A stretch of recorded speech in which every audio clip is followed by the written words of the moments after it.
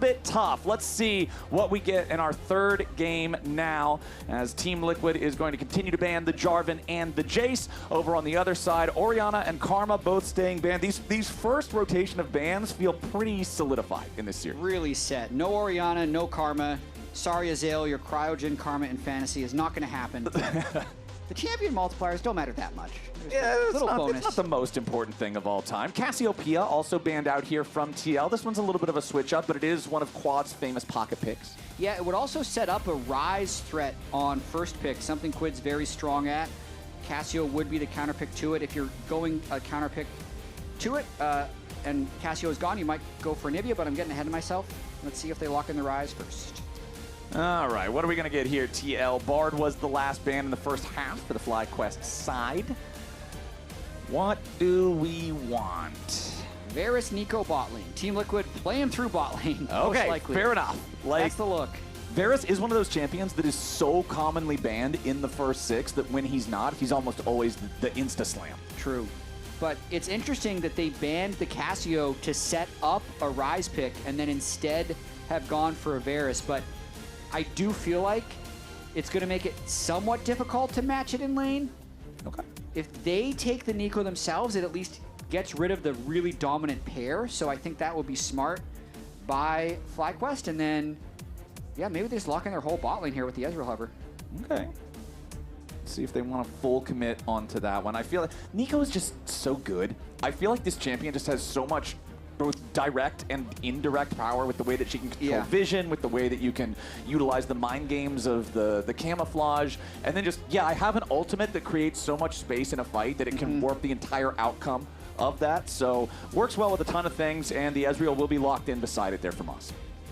I understand why they wanted to secure the Ezreal early, but it makes me wonder what QUID has in terms of the Ryze matchup, because I think clearly Team Liquid is happy to play Ryze into anything based on their bans, and QUID could have just taken it and they could take the Ezreal on 3, which means they could drop jungle to 4-5, which Gryffinn should be fine with because he's got a massive champion pool. Yeah. But aside from just forgetting about it, which is doubtful, this to me says the QUID has something that he really wants to play into the Ryze, potentially just the Anivia. Right, there's got to be some kind of an answer. You don't just, the writing is so clearly on the wall. They're going to play Ryze here. That's going to be the champion.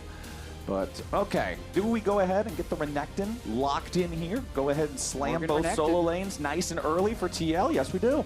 I mean, it's kind of nice in the sense that these are two solo lanes that are relatively difficult to counter, especially this much later into Fearless. There's no Gnar to be able to play into it since that was played in the last game. And FlyQuest they can only answer one of them at the moment, and then you're going to have defense bans that TL is going to be able to put in for the next two. So they're holding their support pick because CoreJJ feels like he has enough, and they're forcing FlyQuest into an early choice here. I mean, honestly, every time I see Renekton into Sion, at least in NA, I'm always going to side with the Sion every single time. I feel like we don't see Renektons build enough of an early lead to get to the point where they outweigh what Sion brings to the table later on in the game. Not to mention, a lot of the damage is already locked in for Team Liquid, and even though Ryze is pretty good, unless you're going attack speed Varus, the damage you have to kill a Sion is pretty low. So it's a pretty good slot to pick the Sion in. Not to mention jungle not picked yet. Ezreal's pretty good into Trundle. Trundle would be the other thing that's good into Sion. So curious if FlyQuest actually bans the Trundle, because I'd be looking for a Trundle angle if I'm Josedeodo here to help with the Sion. Okay, we'll keep an eye on FlyQuest's bans here because the first one is the Rakan. They want to focus on engage angles because right now Team Liquid doesn't really have any engage. I mean, you can try to make a pick with Chains of Corruption, you can use Realm Warp to catch somebody off guard, but there's no hard go button on these first three champs. Absolutely not. They have good, like, if they flanked you, good fighting engage, but if you're in an eye contact fight, pretty short range, hard to walk in. So Rakan ban is pretty good there. All right, FlyQuest, are we feeling the Trundle? Do we respect the Josedeodo Trundle enough for that to be the final ban of the draft? No, instead, gonna go after they banned the Anivia for support, I guess. They're banning Anivia support. Yeah, it has to be Anivia support because you know that Ryze and Renekton are already both locked. Yep, that has to be it. But that's also what you'd expect QUID to play into QUID. Right. He's cooking. Okay, he's cooking something into this Ryze. If he picks something boring, generic, and meta, I'm going to tilt, dude. I've got to see something crazy. I mean, QUID has a full printout of champions in front of him. He was reviewing it before the game, and I can see him on stage right now, still has that page of, I don't know, matchups or his own pool. So he's cooking on something for sure. All right, I really hope we get something spicy here, but all right, double quote-unquote support bans for FlyQuest, Rakan and Anivia. Over on the other side, Team Liquid, double jungle bans, getting rid of the Vi and the Wukong. So let's see where FlyQuest want to go with this next one. All this for Viktor? Bro! Quad? No, my man. I'm sorry, dude, I'm mad. This is, no! We were talking about how he's cooking, he's got some matchup. Look at the way they're banning this stuff for Viktor from Arcane. I'm going to marginally outlane him with Viktor. Okay, all right. This better be the coolest Viktor of all time. Otherwise, it's just, man, okay.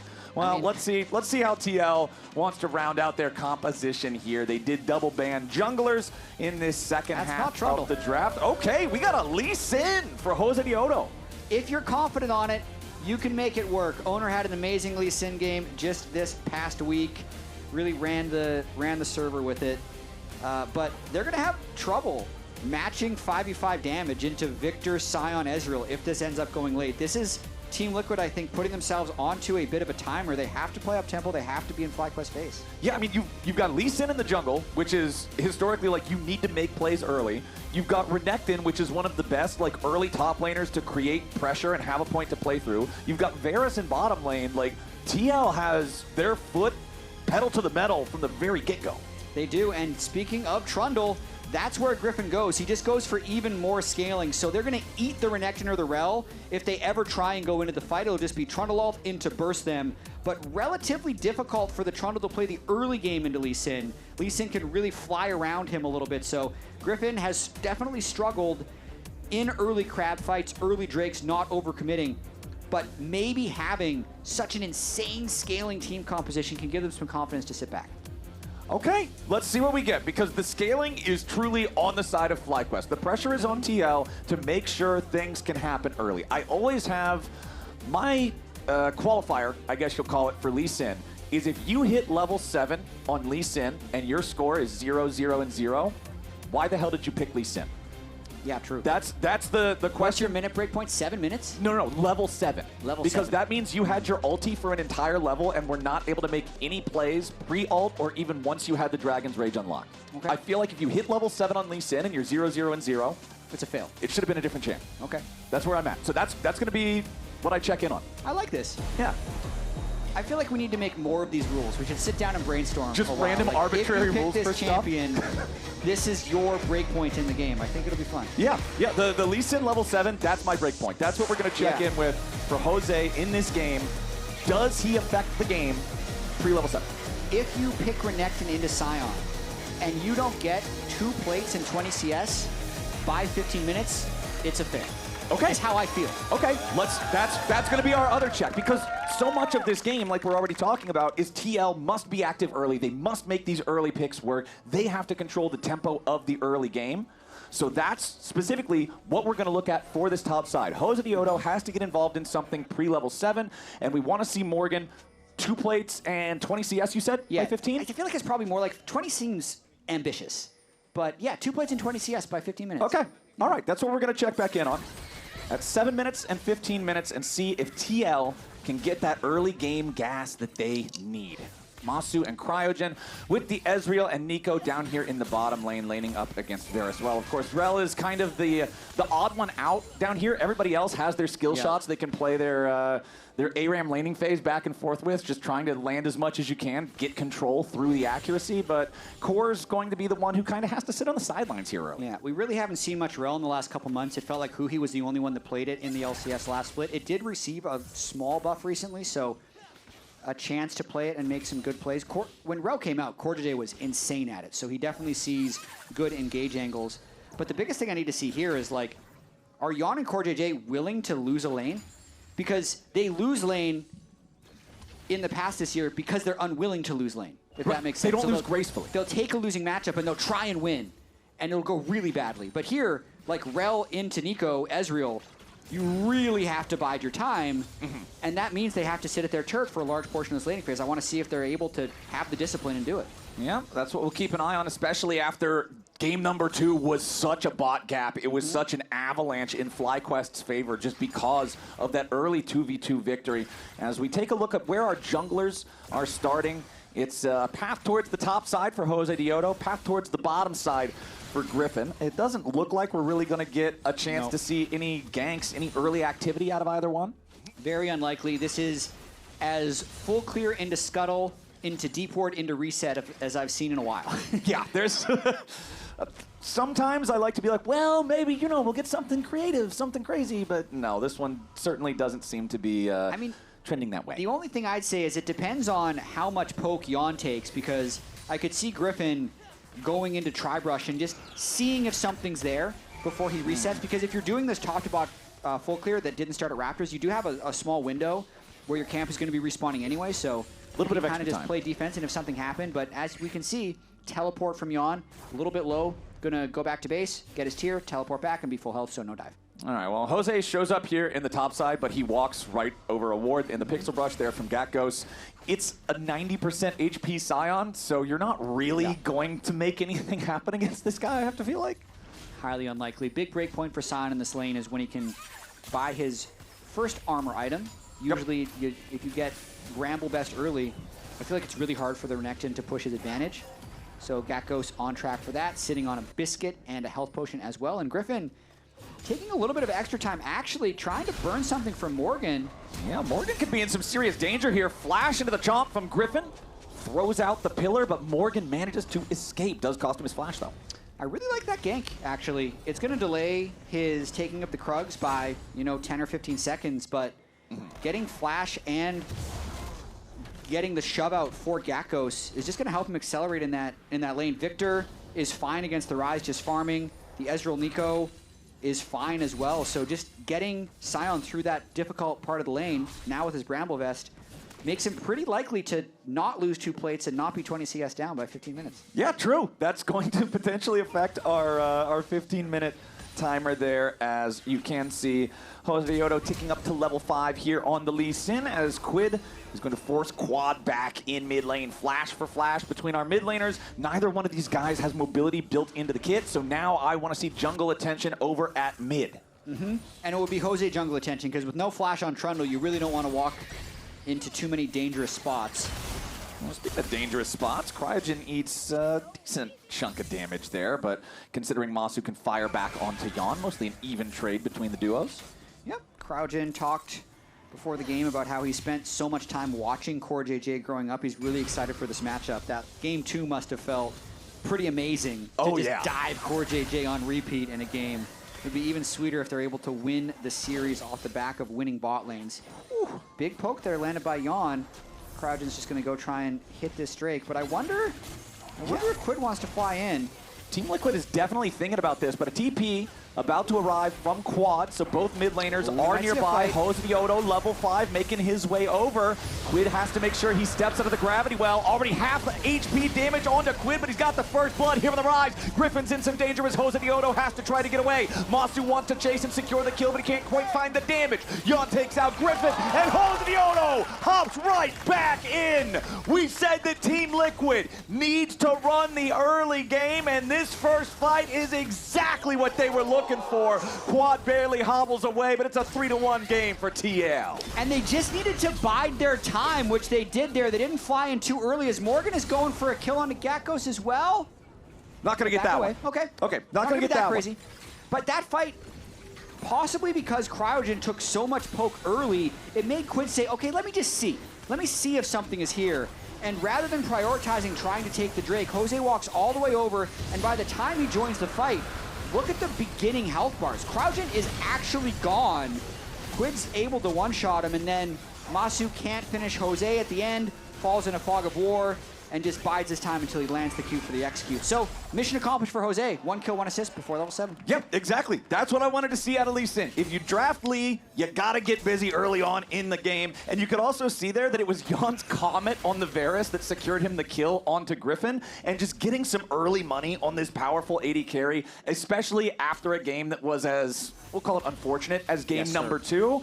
Really good sign for the momentum of TL. Yep, and still being stuck in this pretty tough matchup. But if he hits 6 and they have no Flash Corki, no Cleanse Corki, That was that's their window now. Level 6 on Varus. If they are able to land the R, they'll get a kill. Now they're getting top though. Yeah, Morgan in some danger. They're already going to commit the subjugate, and Gryffinn just applies club to face, and that Renekton is not going anywhere, so FlyQuest will pick up kill number 2. Still a lot of scaling for FlyQuest, even if Team Liquid is looking for the skirmishes. Yeon able to land the R, actually. Yeah, Cryogen now has to flash away. Serious danger here for the support on FlyQuest, and Massu's not exactly out of the woods either. Josedeodo roundhouse kicks him all the way back to the fountain. The Dragon's Rage provides the kill. 2-0-1 on the Lee Sin. Yeah, I really liked the first gank that Gryffinn did top lane on Trundle. I don't actually love the second one he did because of how it exposes them for this play as Jose moves in, helps secure the double kill, and is probably getting out. We'll see. Ooh, no, he stayed in the gravity well. He got caught on the very end of it, but now CoreJJ and QUID can make it a 1-for-1 trade here between the junglers. Okay, so this is a reminder. This is a FlyQuest game. This is a FlyQuest versus Team Liquid game. They're going to fight. Yeah. Even if it doesn't feel like they need to, we're gonna counter jungle Wolves at 8 minutes. It's gonna start a fight. Might as well. Yeah, this is how this matchup plays out.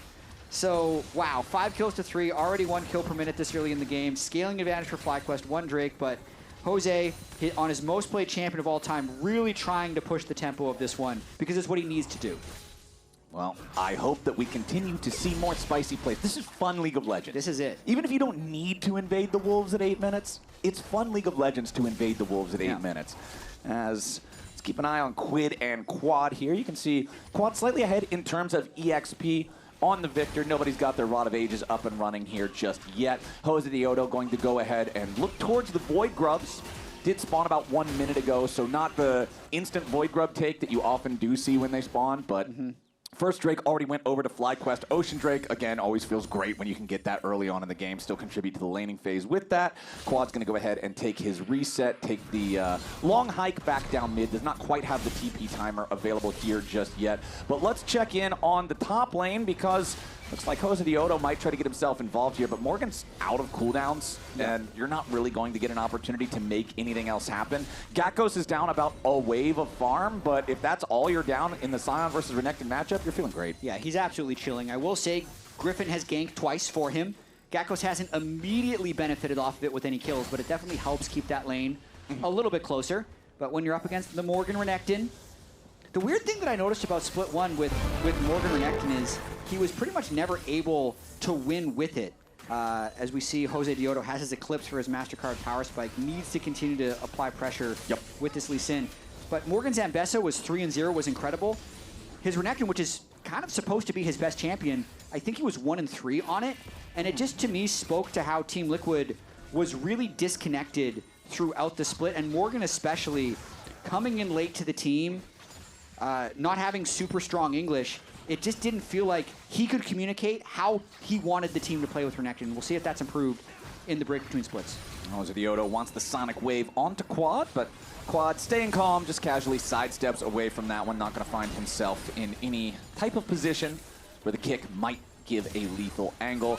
Dragon is spawned now for the second time this game. Hextech Drake, as both supports are trying to establish some vision control down here in the bottom half of the river. Both AD carries still just fighting back and forth for the shove in bottom lane. You can see control over there for TL and for Yeon's Varus as QUID gets the mid wave shoved up and rotates over to Drake. Yeah, Jose's did have a level on Gryffinn, just matched up. They both have their first item. I think it's pretty risky for FlyQuest to fight this one. Okay, Morgan trying to make sure he puts enough pressure onto Gakgos. The Sion has no way to possibly contribute to this bottom side fight, as TL not going to full commit onto the Drake here just yet. Morgan trying to proxy farm a little bit, does get stunned up underneath the turret, manages to slice away. Meanwhile, the team fight down here in the bottom side of the map already starts off in FlyQuest's favor, but it's quickly responded. Gakgos gets the kill on Morgan back over in top lane as Jose kills off Cryogen.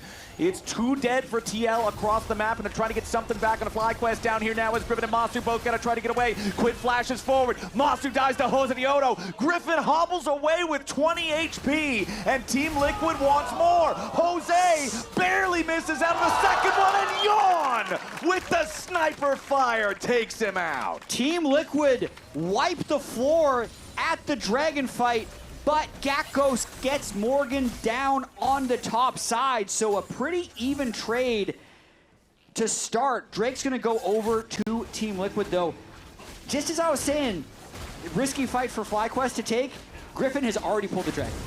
As we see that. They have no risk tolerance, I guess. It's super risky. Let's just flip it. Just full send it. YOLO. Let's just full send it. It is backfiring more than it is helping. Coming. I'm not weak here. Ezreal no dash. Ezreal no dash. Oh. But pick Has up, flash. taking slow. Has flash. That's fine. I think it's inting. No flash. Trundle. I'm kill shot now. I kill. I got stunned. No flash stun. I have Q. I have Q. Post no flash. You can hit it. Wow. Nice. Ezreal flash too. The unified, fine. A little bit of relief for those 2 health bars that both almost got away. Max range Varus Qs is a universally satisfying experience, is what we've learned. Well, My Team goodness. Liquid going to be pretty happy about their 1,500 gold lead. But back to what you were talking about, though. Gakgos getting the kill onto Morgan up in the top lane. This is a problem for TL. FlyQuest, again, certainly in the lead when it comes to the scaling. And having your Sion at this point of power, he's already got his Sunfire fully completed alongside that Bramble Vest. What does Renekton do to him at this point? Yeah, exactly. And if we're thinking about fight setup, if Team Liquid's not able to flank, like, do you really want your Ryze burning all of his cooldowns onto the Sion because your Black Cleaver Renekton or your Eclipse Lee Sin or your Lethality Varus are not cutting through that if it's a level 20 Sion with 300 armor. So it could be a problem later, but I would say with the speed that this game is happening, I'd slightly favor Team Liquid right now just because I don't feel like FlyQuest has that off switch. That last Drake should have been the off switch to me. Top lane was trading aggressively. You already had the first Drake. The game was pretty stable, but they flipped it and they've now fallen further behind. And here we go again. Josedeodo finds his angle onto Quad. They need a little bit more damage. They find it, but now Gryffinn versus QUID, and the Ryze has to run. FlyQuest have the cavalry, though, so it's a 2-for-1 in their favor. Okay, now Gryffinn is huge. That was a counter gank right there. Even though the burst almost came through from the Lee Sin, he was immediately there to pop down Subjugate. You got a full rotation of cooldowns from the Viktor, and they win the extended 2v2. Plus, he's sticking around to get extra plates. He just got massively accelerated on Trundle. Nice chains of corruption there from Yeon, immediately forcing the cleanse response from Massu. So the Ezreal going to stay safe enough for now, but yeah, FlyQuest are loving the way that mid lane fight played out. Again, with the scaling advantage that you have, just compositional difference. Okay, cool. The game's in a dead even state. We're winning. And Jatt, we are just about 6, 5, 4, 3, 2, 1. 15 minutes on the clock. Gakgos is up 9 farm, and he has lost no plates. Yeah, but he's actually gotten 2 plates. So he's, based on our goals, 30 CS and 4 plates ahead of the goal. Yeah, his goals have certainly been accomplished based on the metrics that we assigned at the very beginning of the game, as Team Liquid is going to try to take this opportunity to get the Rift Herald for themselves before FlyQuest is in any kind of a position to challenge for this, and it looks like they'll do just that. So maybe they can try to use this to, again, get back in control of the tempo of the game, but FlyQuest seem to be pretty comfortably just slowing things down. Yeah, FlyQuest needs to slow things down and bide their time. Gryffinn, with his Dead Man's Plate, anywhere he goes, he needs to feel confident, but they just need to have eyes on people so he knows the numbers of the fights that he's engaging himself in, because with the 2-item Trundle, especially if he gets level 11 for an even stronger Subjugate, he's going to be Trundle actually does a lot of damage. I think that's one of the underrated parts about Trundle. He can easily, I think, 1v1 Morgan if they're both level 11, and you walk in with the Trundle ultimate. I mean, he has so many steroids in his kit with attack speed, move speed, attack damage, all just granted for free between the Q and the W. Then you get all of the stats that you're stealing with the ulti. Like, in terms of ball of stats champs, Trundle is one of the biggest ball of stats in the game. He really is, and they're getting even more gold over to Gakgos right now. They got to be careful not to get engaged on. Yeah, Cryogen finding himself caught out a little bit here. The chain CC from TL is enough to guarantee the kill, so they pick off the enemy support. But what else does that translate into? Yeah, I mean, a nice pick there by Team Liquid. They're continuing to find fights and kills with Lee Sin, Ryze. Now they're popping the Rift Herald to try and get as many turrets. Quad had actually teleported away. They're giving this turret gold to Viktor when Sion could have taken it himself, but they're saying Sion's as tanky as he needs to be.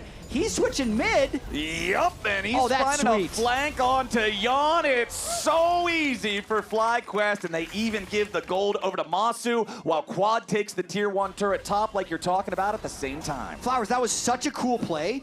because they teleport a top lane into Gakgos ulting for the kill. This might be a little ambitious. Yeah, Gakgos finds himself quickly outnumbered. Sion's very tanky, but he's also taking a ton of damage here. Flashes away to try to bait Josedeodo in too far. Gakgos staying alive for now. Josedeodo, his mind's telling him no, but his body's telling him no too. Okay, Team Liquid's not going to go any further. That was going to be a fat int if he took it. Yeah, that was actually going to be reportable if you win it. Yeah, well, it does push them off the Drake. Gakgos was trying to buy them time for the space. Team Liquid hadn't reset yet, so they jumped down and nearly killed the Gakgos. The whole sequence still positive for FlyQuest. I really love how they gave gold to QUID, but then also managed to give gold to Ezreal based on what Gakgos did there. So really nice sequence. A little bit of a whoopsie at the end, but now the game is even. The gold really swung in FlyQuest's favor right there. And an even game is a FlyQuest game with these two compositions. It really feels like it. We've already got the second item fully completed now onto Gakgos 2 with that Thorn Mail built up all the way from the Bramble Vest. You already touched on the Deadman's for the Trundle earlier here too. So things are progressing along nicely for their side over on TL. You can see the tier is almost fully charged up here for Yeon. He didn't go ahead and go for Manamune's second item. Wanted to get the Edge of Night first for the extra protection there from the Spell Shield block.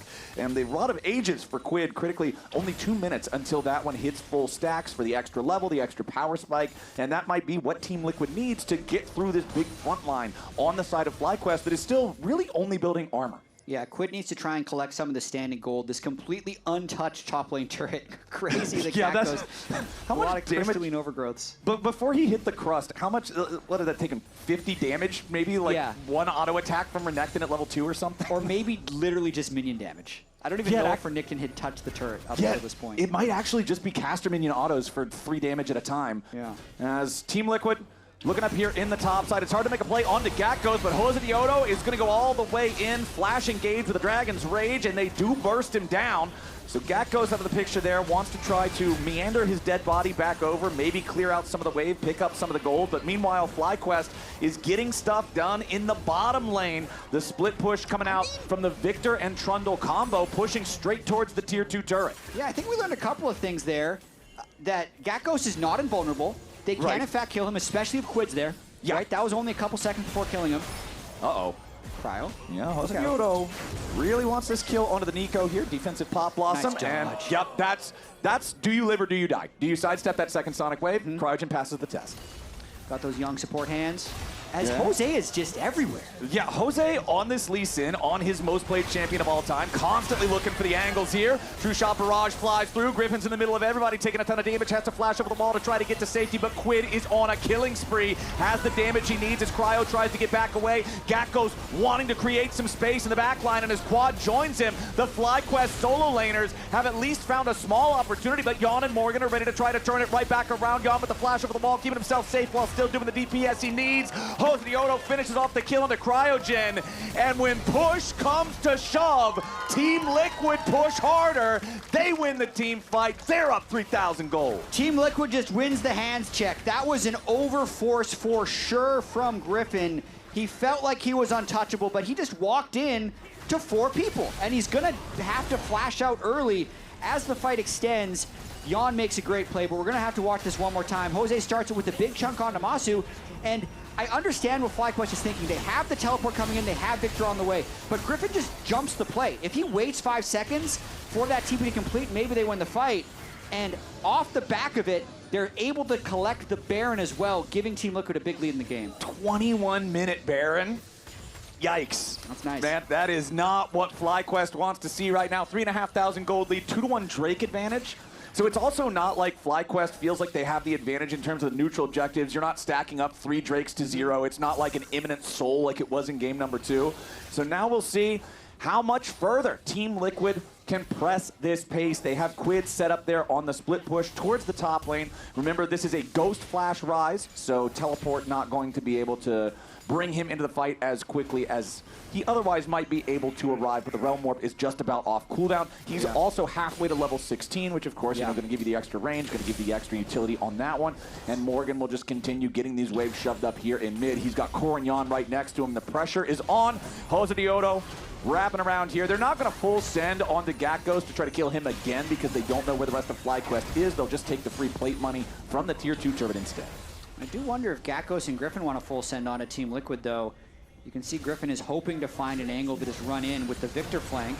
Yeah, there they go. Quad already going to go ahead and commit the Viktor ulti to this, but the Arcane Storm isn't finding a whole ton of value just yet. Chains of Corruption land onto Gryffinn as FlyQuest has to try to get away. QUID has arrived and he one-shots Cryogen. FlyQuest are scrambling as Team Liquid continue pushing forward. Flash from Gakgos over the wall, but Griffin's already dead again. TL pick up 2 clean. Team Liquid just make the collapse at the right time. FlyQuest goes for a play mid lane, can't get anything, and now Jose also on the hunt. Jose is not done yet. Sonic Wave, Resonating Strike, KO. Massu's out of there, and TL's not done yet. Pushing into the FlyQuest base now as the inhibitor turret is their target in mid lane. We said they had to play fast. They got a Baron at 21, and they're breaking inhibitors at 23 minutes. They are succeeding in beating the timer in this game. Soul Point up on the board as well as they move towards Cloud Drake. And we were talking about QUID and Quad earlier on in this series, the head-to-head of the QUD mid laners. Look at that individual gold lead in mid, 8-2 and 6 for QUID's Ryze versus Quad's Viktor, 3,000 individual gold lead. I feel vindicated in my disappointment at Viktor being the pick after all those theatrics in draft. Yeah, me too. Quad should have just picked Ryze. I mean, they'd already banned the Casio, and then they didn't first pick the Ryze. So Team Liquid got their double pick of the litter. They wanted the Varus, they wanted the Ryze, and probably wanted the Renekton. All comfort picks for Team Liquid across the board. But I'd say even with that, Flowers, my disappointment right now for FlyQuest is immeasurable because I think they had this game in the bag. They just cannot play patiently.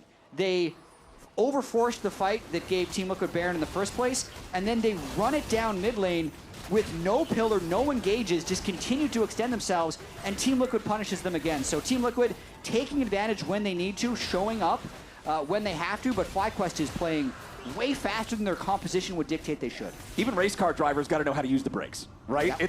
It's imperative. You can't just always go, go, go, go, go. And unfortunately for FlyQuest, this game has gone so far away from them now. They're kind of depending on a Team Liquid mistake, and this might be a good sign for that. Morgan flashing away. Sterix and Dominus keeping him alive for now. FlyQuest full pursuit here. They have to commit some resources to get it, but at least they find their kill. Problem is, Yeon also picks off Cryogen here at the same time, so it's a 1-for-1 across the map. And now Flyer in danger of getting collapsed on by the remainder of Team Liquid. Griffin's here on the front line. Quad's gotta be careful. Core and Yeon looking to put some more pressure on as they've already killed off the enemy jungler. CoreJJ continuing to stay here on the front line, and QUID has arrived. That Ryze is about to wipe FlyQuest all the way off the rift. It's a 4-for-1 when it's said and done, and Team Liquid are not stopping anytime soon. When Ryze actualizes someone, it's just silly. It's really funny. He ulted in, and Quad disappeared. Q is a spell that's on like a 2.1 second cooldown or something. Yeah. And it does 4 digits of damage.